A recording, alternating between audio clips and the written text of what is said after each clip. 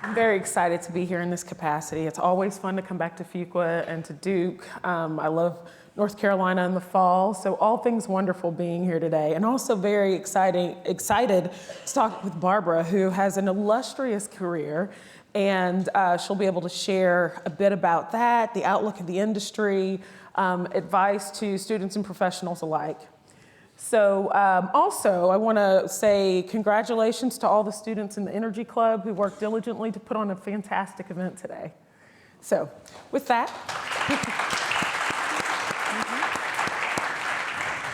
So Barbara, Katie gave us a little bit of your background, a little of your bio, but talk about your path. And I, for one, like all the connections sometimes between, or sometimes are not really directly connected.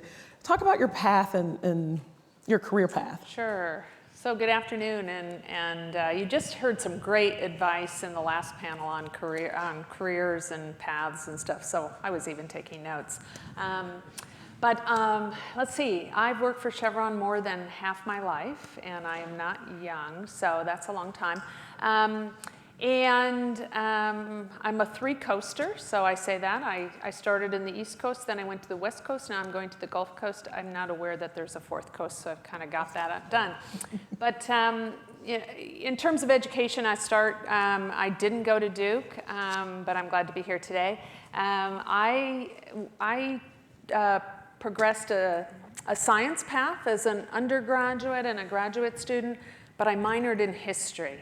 And I always tell people that because the science, and then I got an MBA concentrated in finance from Berkeley, but the science and the business got me the jobs, and the history is a lot about how I frame, how I think about things, and it continues to come back to me. So for those of you who have that either minor or additional interest in some other broadening part, stick with it.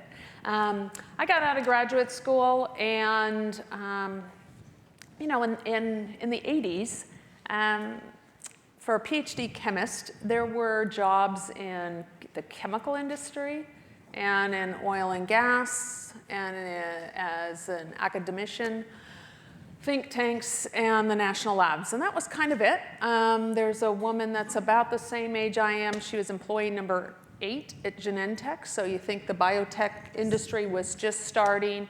The notion that you would work for a small company was only if your parents or your family had one, you know, that wasn't really a career venue. So I went and I started working for Chevron, and you know, I've gone through it ever since. And I'll tell you, my reasons for joining the company were good at that point, and they are not at all the reasons probably why I stayed as long as I did, but they mattered to me at that point, and I think that's a really key point about your career is don't make 30-year decisions, make a lot of good decisions along the way. And so I was very glad that I joined Chevron, and I've been there ever since. So talk about some of those things that did, you know, entice you to join the energy industry as opposed to a think tank or some of the other options in the 80s. Okay, so one of the things I was interested in with Chevron was actually its chemical business, so making things. So that was one thing. In those days, which you probably all find a little bit strange, but working for a big company was considered to be, you know, the destination. And so, you know, my family members hadn't worked for a large company, but it felt like a very positive move to go in there. And most people were going to work for the large companies. It was a global company, and I was, you know, maybe it's a little bit of the history connection. I loved geography, and I loved thinking about the world. I had not traveled a lot, but I thought, wow, I work for a global company. I'm going to be able to do that. The company was on the West Coast, and I got my PhD in Southern California, so I was moving to Northern California. And then the last thing I would say is I went on an interview with Chevron, and I was interested in business, the intersection of business and technology. And I didn't probably really understand what that meant, but that's what I wanted. And the discussions I had with interviewers, they led me to believe that that was possible. And it was. Now, whether or not they really knew what they were talking about is another thing. But it does really strike, to the core of the conversations I had, the reaction I had to kind of what I was thinking at the time was met with, yep, that's possible, and that sounds like a good idea and everything. And so it felt like a place where I was going to be able to pursue the path, at least at that point, that I had concocted for myself. So that's why I started. Very good, very good. So then that took you from being interested in chemicals and the possibility of business and technology to lubricants and various other areas. Talk about what you're doing now in your current role in Chevron Tech Ventures, which it immediately jumps out that you got to do your business and technology. I did, right. So I've had this job for about 6 years, and Tech Ventures has been around for 20 years. So we just had a birthday party earlier this year. It's a lot of fun. And we access external innovation. And over the 20 years, we've done lots of different things, from hydrogen, from the early work in solar and wind, from batteries, from a lot of early tech. We did some of the early things where we wanted to be able to access Chevron's central digital files using a mobile device. Now, you kind of look at that and say, well, that's pretty obvious. It wasn't obvious in those days.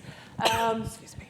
So, it's one of these organizations that's, I think it is attractive for people who want to be part of a large organization, but also want to be part of a small organization. So it's people that enjoy connecting between the inside and the outside, people that have a lot of different interests, whether it's business and technology, whether it is they're just curious about different areas, and they tend to be connected because we don't have all the expertise in the areas that we're working in, so we need to find experts, resources that we can use to help us think through the decisions.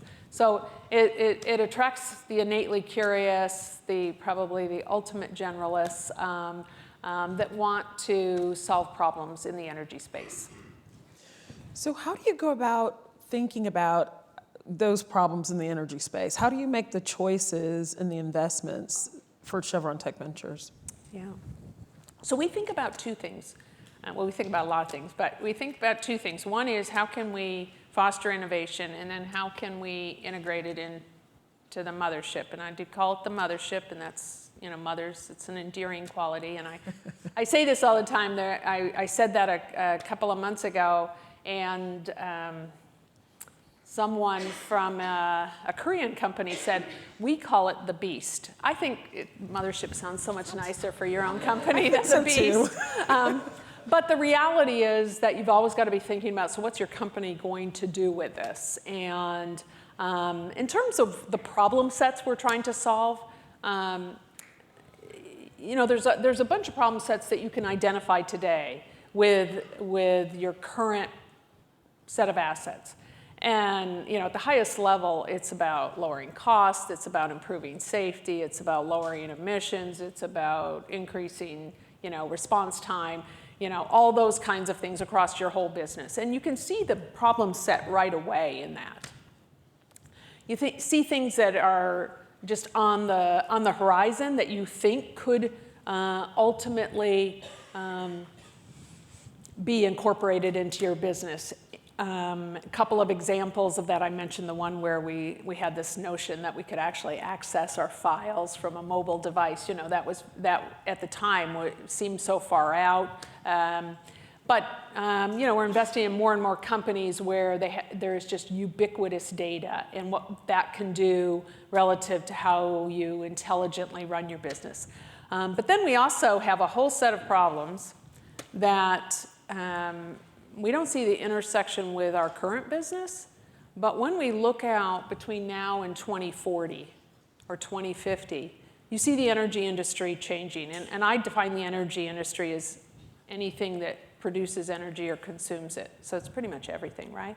And so you think about transport, you think about storage, you think about industrial processes, all of those are changing. And so when we think about that set of problems, it's quite broad, and they can either be perceived as threats to our business, they can be opportunities, they can inform steps that we want to take. So those are some of the more strategic investments we make where we don't see the use case today, but we have an idea of where things might lay out, and this gives us a front row seat to be able to inform and then lay out our next steps relative to action. So, and I think that's very much in line with the topic of the day that students chose in capitalizing on energy transitions. So talk a little bit about how Chevron, a large integrated oil and gas company, super major, thinks about energy transition then. Yeah, so I tell people it's a great time to work in the energy industry, especially if you're somebody that likes to think about change and innovation, because that's the world we live in right now. So the energy industry, it's huge. And I didn't actually know that when I started working for Chevron, but it's a huge industry. It's still growing. There's 1 billion people that don't have access to electricity. There's even more that don't have access to clean cooking oil. So, energy access is a really important piece of this. There's reliability. You can just look at California with the brownouts and you see that. So you see all those dimensions that people expect of our industry, and they expect a lower carbon footprint. So we get all of that. And I think the challenge or dual challenges we talk about is continue to supply today and be as reliable and as excellent an operator as you can be today while you're planting those seeds for the future. And the seeds are across a number of different fuel sources, but it's still about reliable and affordable and ever cleaner, as we say, or lower carbon footprint. And it's a balancing act of all of those things. I think it's a huge challenge. And so we are taking an approach of running our base business, to win versus the competition relative to there. Investing in the future, understanding where the technology already exists and we can deploy it in the field, and also investing in breakthrough technology where the answers to the question of how you address those that dual challenge aren't there yet. So then, what are those? Let's unpack that a little bit more too. What are some of those trends that you're excited about? Things that you think are particularly interesting at this moment? Wow. Well, one thing is I'm interested in a lot of things. So energy demand is growing and supply is growing. We have gone from an industry in so many respects where we were an industry of scarcity to an industry of abundance. And whether it's the actual energy, whether it's information, and so it's really changed how we think about our business. It changes what the supply curves look like. It changes how we make decisions. And so that's one of the trends that we see. Another trend is that there's a great focus on emissions. And so we look at technologies that are available right now that can help us. And a good example is, and hopefully you've all been reading about the progress that we've made relative to methane emissions in the unconventionals in the US, the progress we've made, and then the expectations as an industry that will continue to improve. But over the last 5 or 10 years, the ability to detect and measure methane from a satellite perspective, from a plane, from a drone, or from handheld, that technology has evolved tremendously. So you can detect it and measure it. And then once you detect and measure, then you can mitigate. So that's an example of a trend where significant improvements have been made there. I think it's a tougher nut to crack on CO2. And again, if you combust oil or gas or coal, you're going to get CO2. And you've got to capture it, you've got to store it or use it. And all of those are energy intensive. And so we continue to look for ways to lower the cost of those, increase the energy efficiency, and see whether or not you can improve the economics of them. What about on the chemical side? Kind of, go to another part of the integrated oil and gas company that Chevron is. Yeah. What are you seeing there? There's a lot of discussion around sustainability and the like there, or plastics and polymers as products, and so there's also a whole different conversation, not different, an adjacent conversation in that space. That's right, and we've got a chemicals business here in the U.S. and in parts of Europe and the Middle East through a joint venture with Phillips, and then we have one in Asia with a joint venture with GS Energy. But, plastics, I guess you should watch The Graduate again if you want to see about plastics. But, over the last couple of years, the plastics industry has come under quite a bit of scrutiny relative to plastics waste, particularly relative to the oceans. And so you think about a material that has a lot of positive properties, but it has some negative properties. And so the chemical companies have really gone through some of the same, I think, steps that the energy companies have done relative to looking at the supply chain, looking at their own end-to-end processes, looking at consumer behavior, and then ultimately is there degradability or recycling processes in place. I actually think there's a number of opportunities potentially with the challenges we face on the energy industry relative to CO2 to incorporate into plastics. And we've got some investments through our membership in the Oil and Gas Climate Initiative in that space. Very good. So, you mentioned kind of, the perceptions around plastics and the like. So pivoting from that, there's overall perceptions about the energy industry. What do you think is commonly misunderstood or overlooked about the industry? I guess from two perspectives. There's, this is a room of people who are interested in the industry, mm-hmm. but let's say the people who aren't in this room, and then let's also say the policy side. So that's, probably bringing together a lot of things, but two big pieces that are linked, certainly. So, I think from the energy industry, a lot of people don't know how big it is, how complicated it is, the infrastructure that's been built up over the years, the changes that are already happening in the industry. And, I think about the energy transition, it's like the ultimate brownfield. You can't just throw away the current system and put a new system in place. So everything has to be thought of in terms of a systems approach. And I don't think the average person thinks in terms of systems. So I think there's an education piece there. I said I'm a three-coaster. I think people have ideas about what Texas is about and Houston is about. And we're much cooler than that as a native Houstonian. Yeah. Whatever ideas you have, we're much cooler than that. So I do think there's a piece of that, the whole reputation and so forth that's probably not well understood. And then I think, we tend to paint people in labels.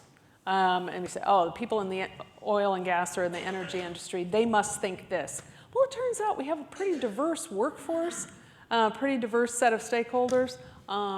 We've got pretty much probably every political party represented by our employees. And so I think, we tend to label there's a monolith there, and I think it's selling short the diversity of our employees because, to be honest, we hire a lot of engineers and scientists who want to come in and solve big problems and approach it from a wide variety of things, and probably that gets lost in the narrative. And how have you seen that change? Do you see that narrative kind of improving a bit? Because as you said, it is a very diverse industry. As again, as a Houston native, I'll put another plug in for Houston, but it's a town full of engineers, and I've always known people who work in the field, and I think, that continues to evolve. How do you see how that has evolved, and how that will evolve going forward to attract more diversity into the industry? Yeah. Wow, multi-pronged question. Yes. So on the one hand, I think there's more collaboration, between different groups, between tech and energy. At some point, tech realized that energy had an awful lot of data, an awful lot of information, and they needed sensors on everything. And so the number of flights between SFO and Houston increased dramatically. Yeah. So there's, and the two industries, can have a lot of opportunities to collaborate. So I think, I think that's ripe for opportunity. In the world that I work in, which is to look at external innovation, one of the trends is the diversity of investors in the types of technologies or tech companies that we invest in. So we invest with companies that look just like us. We invest with family offices. We invest with impact investors. We invest with financial investors. And we invest with tech investors. And so you get a real diversity there around the table relative to the investors in an innovative startup. And the optimist in me would say that all of them want to work on addressing the challenges that are faced with the energy transition. If I wasn't an optimist, I would say the problem is that we tend to label people. We tend to say this is clean and this is not clean. This is clean, this is dirty, this is new, this is old. And the reality is it's never that black and white. It's never that simple. And it's going to take a wide variety of solutions to meet this dual expectation that society has for us as an industry. Do you see the industry kind of pushing and actively working on that, or changing the image and bringing more people in, but then also changing the image of the clean and dirty, the dichotomies that you were talking about? Well, I hope so. You guys would be a good judge of that. I think we've tried to do a number of things relative to working on the emissions of our existing business, thinking about the future, thinking about the transitions that are going to happen across all of the energy industry, but also the industry that are adjacent to us. Governments expect it, communities expect it, employees expect it, employees, both current employees and future employees. And so we're appealing to a number of different stakeholders, and hopefully those stakeholders will say that we have been responsive to their interests. Very good. So lastly, when we talked before, you talked about, and you've said a little bit about that today as well. There's some of the big problems in the industry, big challenges that are going to take, big bright minds to kind of come to the industry. What do you think is the key? How would you entice this group of students even to kind of join? I think some of your talk already has provided that, but just what are some of those ideas that you see that you're attracting young people to the industry now, or different people to the industry now? Yeah, so it's a really good question. So I think back to the person I was when I joined, and probably more importantly why I've stayed.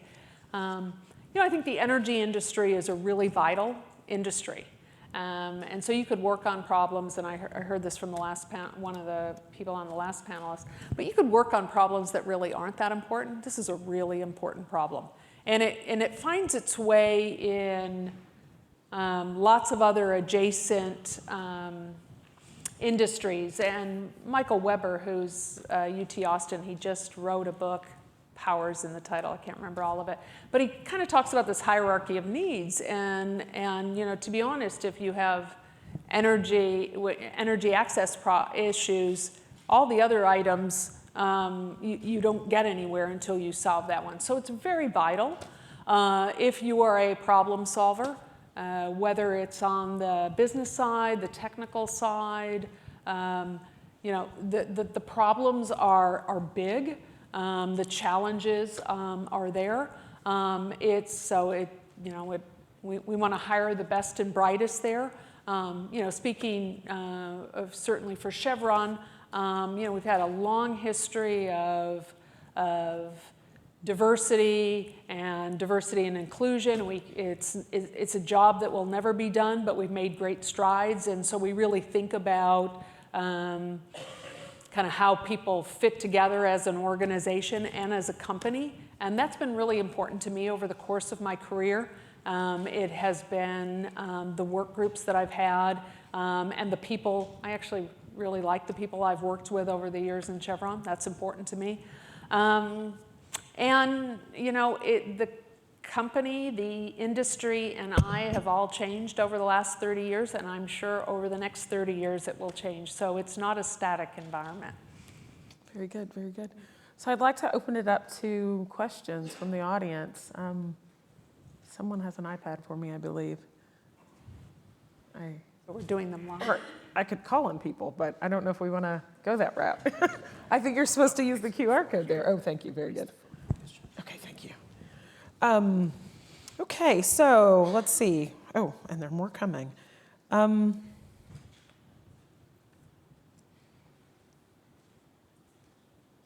Here's an interesting one. How does Chevron weigh, or even how do you, Barbara, think about weighing the impact, the social impact and benefits of a technology when you're determining whether or not you invest in that opportunity? The social impact. Well, let me take a crack at that, and if I don't address it, then ask it again in a different way. Well, I can say, I think, as you were saying before, you're kind of thinking about kind of the big problems to solve, how Chevron can move forward with some of the things that you're doing in your organization. Some of those have direct societal impact. That's how I saw the question. Hopefully that's... Let me take a shot at that. So, if I say that the overall highest level expectation of the company is, reliable, affordable, and with a lower carbon footprint, and I would also say safer. We're an industry that has worked really hard on our safety performance and very proud of it. I think the technologies that we look at and the innovations have to have drivers in those areas. And the other piece of it is, and maybe this is a benefit of society, they have to be able to scale. So something that can solve one small problem, but it doesn't scale across to communities and communities in both developed and developing, that's probably going to get a lower priority for us than things that can really solve bigger problems.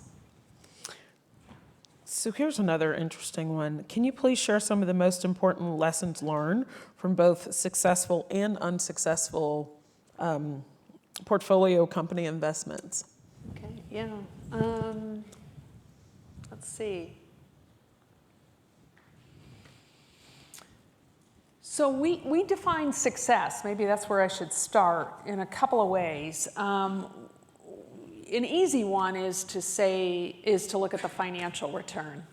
And it's really easy to measure, so of course everybody does. And so, but the other piece is, were they able to scale and either grow into a company or that we could use within our company? And so the impact on Chevron's bottom line, not from a financial return, but from a strategic value. So that we look at both of those.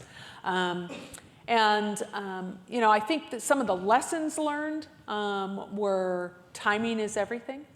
So I'll start with that one. We invested in things that right before the downturn in oil and gas, when oil was over $100 a barrel, technology that could be quite valuable there and was not valuable at $50 a barrel. So timing is a key factor. Another key factor is you can be too early. So we invested in a company that had a camera that you could mount and it would transmit the data to you. That was before the iPhones. Okay, and that camera cost probably $800, yeah. So it was great. Nobody ever had anything like that. If you thought about, we had a shipping business and you could put a camera out there and it could take photos and send, but yeah, clearly the market valuation or the valuation for that company was destroyed with the advent of the iPhone. In terms of successes, some of the tech opportunities, and particularly in some of the digital opportunities, right now we are finding, as we've gone from having very little data or having to work so hard to get data to having ubiquitous data, that we are able to see tremendous value in optimizing our operations. And so I think being able to test that and get it in the hands of engineers, and they will figure out how to use it. And so I think those are just some examples there. With some of our newest investments in storage and autonomous vehicle and EV charging and carbon capture, I think the jury's still out. We've learned a lot already in those investments, but they're very early days for them. So here's another question. I'll paraphrase a little bit to make it not really just about Chevron necessarily, but broader in the industry. I mean, there are a lot of short-term things that need to happen, like provide the supply or meet the demand that's needed right now for energy. But there's these long-term goals as well. How do you think about the industry making those trade-offs? And what are some of the challenges in making those trade-offs? Some of which I think you've mentioned already, but Yeah, so it's a really interesting problem, and the ability to think about your, to perform today while planting the seeds for tomorrow. The good thing is the industry, I think, particularly the large companies. I can't talk to the small companies, but we are not just a short cycle investor. We have always thought longer term. The nature of our business was longer term, whether you were talking about reservoirs or large capital projects. So we've always thought about what's that 20, 30-year horizon. And we've given different parts of the company kind of different time horizons to think about relative to that. I'm very fortunate with where I sit that I have good support to think broadly out there and not have to get the agreement on someone that's just looking at the business today on whether they think this is a good investment. Because as you can imagine, some of the things that we'll invest in will compete with what we've got today. That's the nature of transition. Right. I mean, I guess that goes without saying. But to have the foresight that we will invest in things that will someday replace or cannibalize what we do today. But we've got to have a vehicle by which we can foster that. That's actually pretty powerful. And I've been very pleased to get the support to be able to do that. I think that's required in going through the energy transition if you're trying to be a player that plays today and tomorrow, which of course Chevron is. So there are several questions here about specific technologies. I think there's a lot of interest in that. I know you can't name those specifically, but the questions are somewhat like this. What are you excited about? What are the, what are some of the key things that you're seeing? What are areas that you see growing? There's several questions related to that specifically. So I don't know how you want to kind of speak to that. Well, I never say what my favorite investment is, because that would be bad. It would be like my favorite child, right? Exactly. But so a couple of it, let me just talk about a few areas that'll be interesting. So I mentioned that CO2, it's an important technical challenge, and it's also got economics, policy, infrastructure. And so, figuring out how to lower the costs of purifying it, and then what do you do with it? There's some new interesting technologies to transform it into products, whether it be electrochemical, using renewables, using biology. So that's a whole area that if you think about making products in a new way, or making products from your waste, if that's how we want to talk about CO2, I think that's really interesting. You know, you've had a number of panels around electrification, right? And the world's getting electrified. And so, you know, we're interested in it, not because we've been in the electricity business other than, you know, gas demand, and we use a lot of electricity, but how does money get made in that new value chain? I bet some of those other panelists think about that too. And so, you know, so we invested in a EV charging company, and part of it was, you know, we want to understand how money gets made along that value chain. Is it the hardware? Is it the electrons? You know, is it the customer data?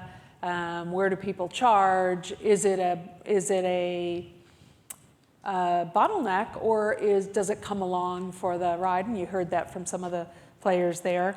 And you know, we have significant market share for the traveling public, whether it be, you know, in light duty or heavy duty today, and up into aviation and shipping. And so as that mobility continues but evolves, where are the opportunities for Chevron to go along with it? So that's an investment that has some near-term implications, and then some longer-term implications.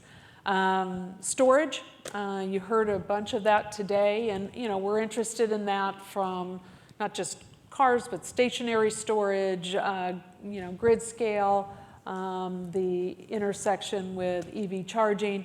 You know, lithium ion is the horse to ride today, but it has certain limitations, so what comes after that? So we wanted to know that. There's a whole bunch of other things we're cooking up. Yeah? I think that helps. Like I said, there were several questions about various technologies. I think that was a good kind of walk through those. Here's an interesting one too. How can big tech and oil and gas majors work together in the energy transition?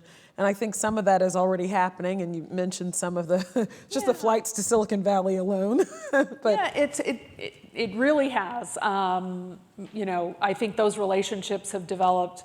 But let me give you a couple of examples. We have a very large relationship with Microsoft as they've built the Azure cloud, and by the way, we invested in a cloud company like 10 years ago. Not because our company was ready to go, but you know, small companies were going that way, and we wanted to understand it. But we worked with Microsoft. We have a cloud migration strategy. We have some of the largest data sets, our industry, in the seismic area and everything. Absolutely. And so how do you actually move those kind of large data sets and large apps into the cloud? So we're working together on those kinds of things.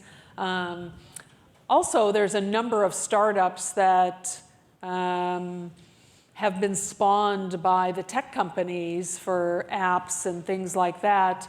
And we've invested in some of them, and now they stack on the cloud, Azure stack that we're partnering with. So I think there is an ecosystem around data and energy and tech that all comes together. The smart thing is, you know, we've hired some of their people, they've hired some of our people. That's also good. I think, you know, in the early days, the tech companies didn't really have domain expertise, whether it was in energy or life science or any of the big verticals that they were interested in. But, you know, they're smart companies. They go, let's go hire some people with domain expertise. And so they hired some people off from, you know, Chevron or one of our peers, or from the oil field service companies, and so they learned the business. And I think that's a really smart thing to do in terms of being able to collaborate, is actually know something about your partner's business.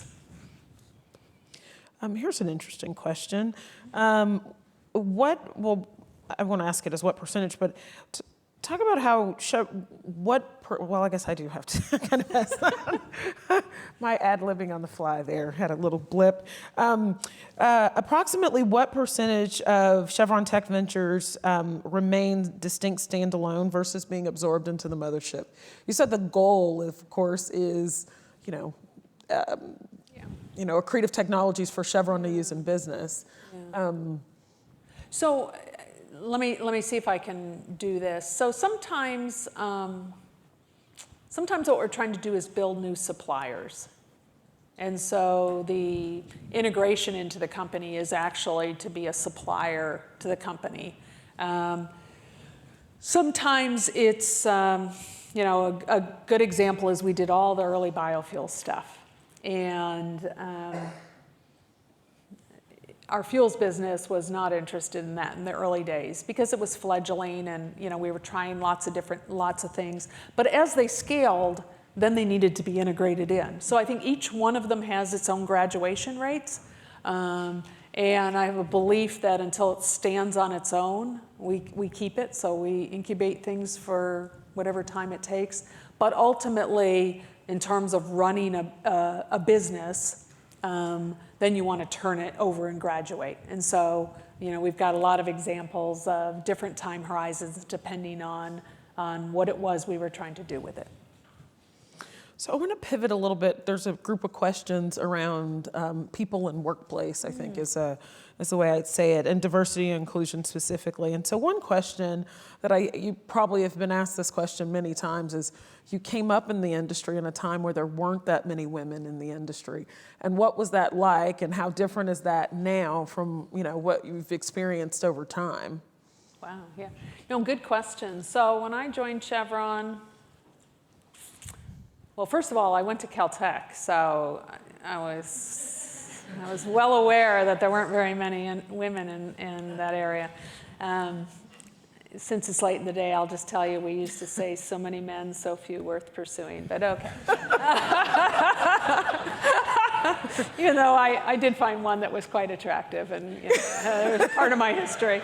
Well, that worked out. Yeah. So when I joined Chevron, I joined a department. They had to change the salutation on the memo because it said gentleman. And so I was an oddity. There were a couple others that joined, in the technology area in that same time frame. But I grew to be quite close friends with them, so that's one thing I would say. And even the few women that went to Caltech, I'm still good friends with them. So we stuck together. But over the years, there weren't that many.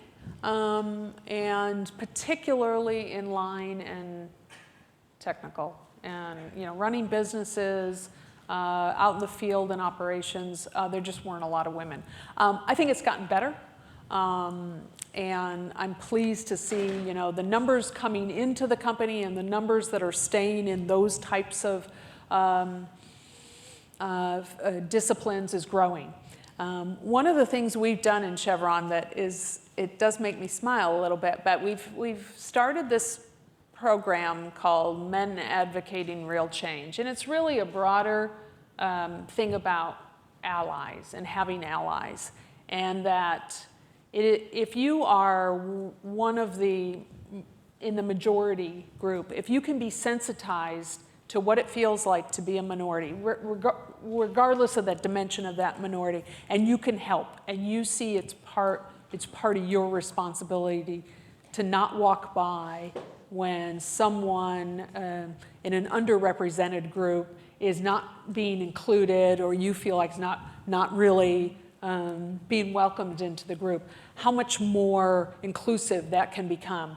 And so we started this a few years ago, and I thought it was really interesting. One of my colleagues, who I would call him my brother, took me out to lunch, and he says, "What's it been like to be a woman in this company for so long?" And I thought, wow, you're the first person who's ever asked me that. And I really had to unpack what it was like, because if that's all you ever known, you kind of put up with it. But a lot of things have come out in that, and it's been a really positive experience for Chevron. We had kind of the men-only groups and the women-only groups, and kind of like summer camp, you know, where you're on the different sides of the lake. And then we came together, and, you know, the men were astounded that there were pink jobs. You know, and any woman would say, of course, I had to organize. I had to take the minutes. I scheduled the meeting because and the men said, well, you're really good at organizing. And the women say, yeah, but I'm so tired of doing this. And so it was just really good, candid discussions about the unconscious bias. And so, you know, for me right now, I feel like we've made a lot of progress. Have we gotten rid of the unconscious bias? No, because all of us have it, but we're at least turning it in a bit into conscious and being able to have that conversation. And then once we started that, you found out that there was unconscious bias in so many different dimensions, and it really opened up the opportunity to have those conversations. Very good. So you spoke to one of the others, which is what D&I initiatives does Chevron have? But pivoting from there then, and one of the ways that, you know, we talk about unconscious bias a lot at Deloitte as well. We talk about mentorship and sponsorship. Say a little bit about that, because I think that applies to everyone, especially kind of coming out of business school, going into a new company. That's something you'll need to seek out to find your way. Yeah. So, you know, I think it's great that companies are having both formal and informal mentorship and sponsorship programs. Again, in the old days, we didn't have any of that. In fact, we didn't even teach people how to be supervisors, so we kind of learned it on our own, but I'm really glad that we're giving a little more formal training.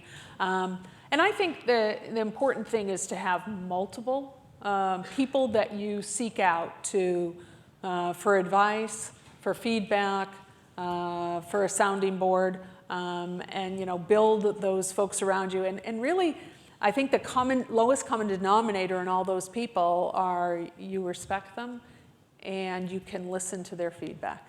And listening is really important, right? And so if all they're going to tell you is things you already know or things you're doing well, then the value of them maybe is more limited. So I know there's a couple of people in Chevron that when I get feedback, or whether it's implicit or explicit, they are people I can go to and say, this is what I got. What does it mean? And they know me well enough, and I respect them, and I can listen to them, and they can say, well, it's like when you do that. Do you know how that drives me nuts? And I go, oh. So I think having mentors that can help you with that and help you think through things. And then I think from a sponsor perspective, you know, employees want to know that there's, even though they own their career, they want to know that there's somebody helping to guide them. And when they're not in the room, that somebody is adequately representing them and making sure that, you know, that that when there's good opportunities that they're thought of. And I think you build those sponsors and mentors, that network, and you build it along with your reputation from the day you get there. So how did you do that? Because as you said, it didn't exist before. You kind of stumbled into some things. There weren't formal programs. Now I think we all have the benefit of a lot of formal programs around those things. So, and I'm sure there are people seeking you out to be in that role for them. So how would you advise that people go about building mentors and sponsors, their personal board of directors? So I've done some things well, and I've made lots of mistakes. So, you know, I was a kind of a strange one in that, you know, I was fairly well educated, but I was a PhD in chemistry that was not going to stay in the lab.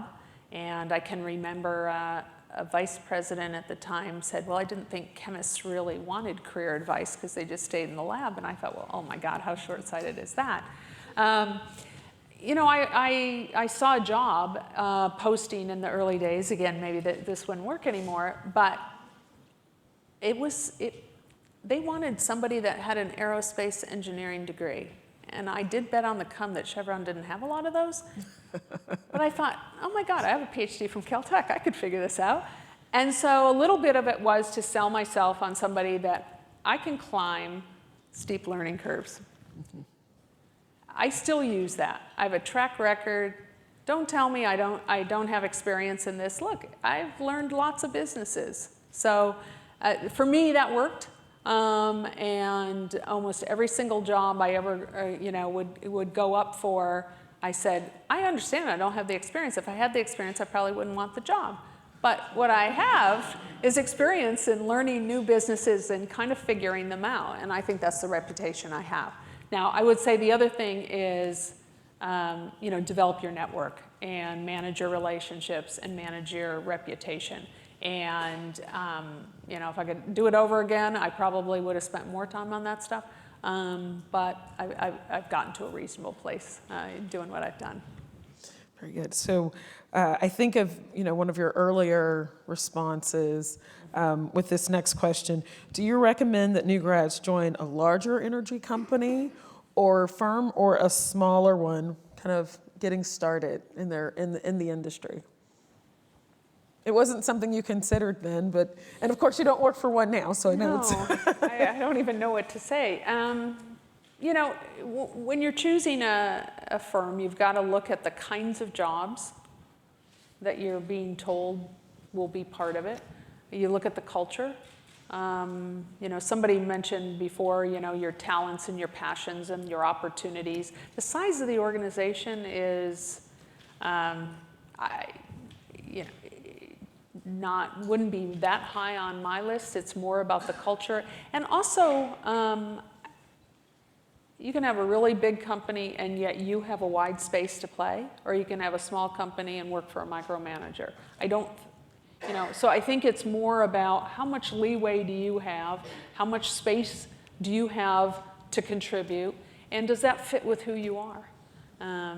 Size of the company is probably not as important, but you look at whether the company has a balance sheet, has the ability to invest in things, and so that might tell you a little bit about the decision making and the choices that they will have. Sure, I think that's a similar question I hear for Deloitte as well. My last question. Sure. And again, it's focused on you, your path, your career. So going back and telling the recent Caltech graduate who wants to work in business and technology, how did it end up? How is this? How is the path forward? How did you make good on kind of the taking that leap into this area you kind of were learning about? So I've done that recently and spoken at Caltech and my undergraduate at Rochester, and I'm a trustee there. So I'd say two things. One is, I have to tell this story. I was telling them what the world was like when I graduated, and I've always believed, the industry you join, the company you join, the world you join, and you all change during that time. And I was telling them about what the world was like in 1987, and there was no former Soviet Union because there was a Soviet Union, There wasn't. And I talked to them about what the energy industry was like, and I told them all those things, and I said the only thing is, it's only one thing that I can think about that was exactly the same thing is that. And it was 1987. It was the first time that Joe Biden was running for president. So, so some things don't change. But, I just recently gave a gift to Caltech, and you can certainly Google it. But it was for graduate students that wanted to pursue a career outside of academia. And there was nothing wrong with academia. But my belief is that we have all these incredibly talented people, and academia can't be such a hog and keep them all. Because we have big problems to solve in lots of other parts of society. And I wanted Caltech to be able to provide some resources for people that wanted to explore careers outside.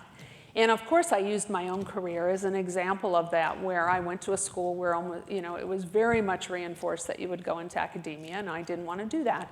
And so I kind of found my way myself, but I think that that's probably not fair for everybody to have to do that. So I would say you can do it, and you will have to do some of it yourself. And the more you know about who you are, what makes you happy, how you learn, how you can produce, what kinds of groups you want to work with. The more you know about all of that, that will really help you figure out the best path to take. Well, thank you very much, Barbara. I hope you've all enjoyed this as much as I have. If you join me in giving Barbara a round of applause.